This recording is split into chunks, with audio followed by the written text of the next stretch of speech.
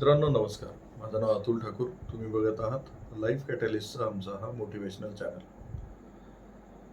मित्रांनो, जसं काल मी पुण्याच्या त्या पोर्शे कार ॲक्सिडेंट प्रकरणाविषयी एक व्हिडिओ केला होता, तसंच आज एक बातमी वाचण्यात आली.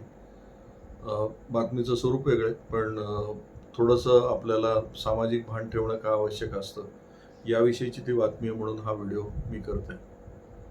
बातमी अशी आहे की ही बातमी आहे चेन्नईची आणि विषय असा आहे की एक छोटं मूल 4थ्या मजल्यावरून खाली पडत असताना ते मध्ये कुठेतरी त्या एका अडथळ्यात अडकलं आणि लोकांनी त्याला वाचवलं. ती एक चांगली घटना झाली, पण त्या घटनेनंतर त्या मुलाच्या आईला इतकं ट्रोल केलं गेलं. ट्रोल करणं म्हणजे काय, तर सोशल मीडिया वगैरे सगळीकडून जितकी जास्त त्याच्याविषयी फॉलो करणं, टीका करणं, हे इतकं केलं गेलं की शेवटी त्या स्त्रीने आत्महत्या केली. दोन गोष्टी आहेत यामधून. एक तर सोशल मीडियाचा अतिरेकी गैरवापर होणं, एखाद्या गोष्टीच्या मागे लागणं. तर बऱ्याच जणांचं मी एक पाहतो की कॉमेंट बॉक्समध्ये जर कॉमेंट्स करायला मिळत असतील तर कुठल्याही लेवलला, कुठल्याही थराला जाऊन त्या कॉमेंट्स केल्या जातात.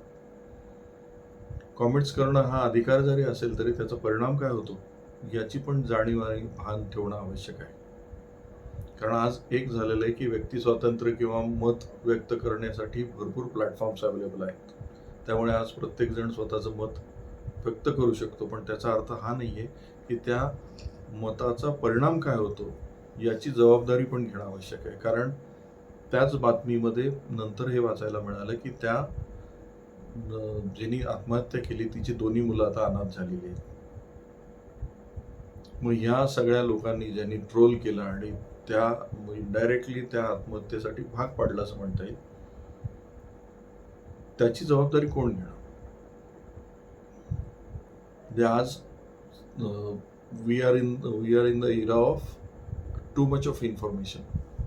प्रत्येक गोष्टीची इन्फॉर्मेशन आपल्यापर्यंत येते, प्रत्येक गोष्टीचे व्हिडिओज आपल्यापर्यंत पोहोचत आहेत, प्रत्येक गोष्टीच्या फोटोग्राफ्स आपल्यापर्यंत पोहोचत आहेत.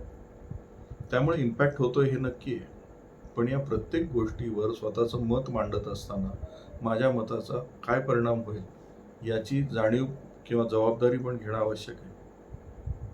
कारण ज्यांनी मतं व्यक्त केली त्यांनी मतं व्यक्त केली, पण त्याचा परिणाम जे झाला असेल त्या परिणामानंतर त्याच्याकडे कोणीही आता लक्ष देणार नाही हे नक्की आहे. कारण ज्या घरात आता ती घटना घडली असेल ते त्यांच्या इम्पॅक्टमध्ये जगणार आहे. आणि हे नॅचरल आहे की एखादी घटना घडते त्यावेळेस सुरुवातीला त्याचं रिॲक्शन खूप हाय असते, हाय व्होल्टेज असतं. सगळेजण तिकडे लक्ष केंद्रित करतात. जोपर्यंत दुसरी काहीतरी सिमिलर घटना घडत नाही किंवा त्याच्यासारखी घटना घडत नाही तोपर्यंत त्याच्यावर भरपूर तुटून पडलेले असतात. आणि मला असं वाटतं की या सोशल मीडियावर सतत अशा घटनांवर कॉमेंट करणं किंवा त्याच्यावर काहीतरी टोमणे मारणं हे बऱ्याच जणांची सध्या एक वृत्ती होऊन गेली. इनफॅक्ट सोशल मीडिया हा यासाठीच काही जण वापरत असतात.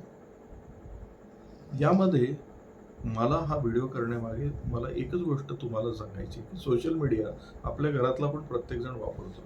त्याला सोशल मीडिया वापरत असताना त्याच्यावर होणारा इम्पॅक्टची जबाबदारी आपण घ्यायला हवी. आपण त्यामध्ये लक्षात घ्यायला हवं की प्रत्येक गोष्टीचा त्याच्यावर इम्पॅक्ट होणार आहे. त्यामुळे आपल्या जसं आपण आर्थिक साक्षरता शिकवतो, बाकीच्या सगळ्या गोष्टी शिकवतो, तसं या सोशल मीडिया आणि त्याचा यूज, त्याचे होणारे दुष्परिणाम हे सुद्धा आता आपल्याला शिकवण्याची गरज आहे. अन्यथा अशा घटना घडत जातील, त्याच्या इम्पॅक्टमध्ये आपण जगत राहू. मित्रांनो, विचार करा. ही न्यूज तुम्हाला नक्कीच यूट्यूबवर वगैरे सगळीकडे बघायला मिळेल. तुमचे पण स्वतःचा एक विचार करून तुमच्या आजूबाजूला थोडासा अवेअरनेस निर्माण करा. कारण ह्या सगळ्या गोष्टीच्या इम्पॅक्टमध्ये आपण पण आहोत. जरी या लेवलला नसेल तरी आपल्या घराघरामध्ये यूट्यूब, फेसबुक किंवा इन्स्टा हे सगळे माध्यम वापरले जात आहेत. त्याचा परिणाम काय होत असेल याचा विचार करण्याची गरज आहे. आज आपण इथेच थांबूया. हा व्हिडिओ तुम्हाला आवडला असेल तर लाईक करा, शेअर करा आणि या चॅनलला सबस्क्राईब करायला विसरू नका.